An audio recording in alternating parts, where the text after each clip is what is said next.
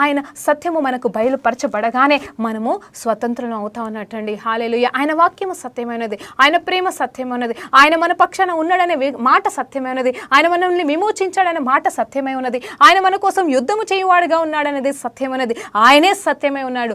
ఆ సత్యము మనల్ని ఏ రకంగా కాపాడుతుంటే కేవలం అవునండి ఫిజికల్ ప్రొటెక్షన్ మాత్రమే కాదు, శారీరకమైన ప్రొటెక్షన్ మాత్రమే కాదు, కానీ మానసికమైన వేదనల నుండి అవును మనం ఎన్ని రకాలుగా మానసికమైన వేదనల గుండా వెళ్తాము, ఈ ఇబ్బంది నుండి మనల్ని తప్పించేవాడు ఎవరు అని చెప్పేసి మనం ఈ యుద్ధ రంగంలోకి అంటే యుద్ధంలోకి వెళ్ళాం. కానీ మానసికమైన యుద్ధము అవునండి ఇది ఒక బ్యాటిల్ ఫీల్డ్ అంటారు. ఈ బ్యాటిల్ ఫీల్డ్తో మనం యుద్ధం చేస్తున్నప్పుడు మనకి జవాబు రాదు, ఎవరికి చెప్పుకోవాలో తెలియదు, ఎవరిని ఆశ్రయించాలో తెలియదు, ఎవరి వైపు చూడాలో మనకు తెలియదు. కానీ ఆయన సత్యం వైపు, ఆయన మాట వైపు, ఆయన వాక్యం వైపు, ఆయన వైపే మనం చూసినప్పుడు దేవాది దేవుడు ఆయన సత్యాన్ని మనలోనికి పంపించి, ఆయన విశ్వాసం అనే సత్యాన్ని మనకిచ్చి, ఆయన వాక్యం అనే మాట మనకిచ్చి, ఆయన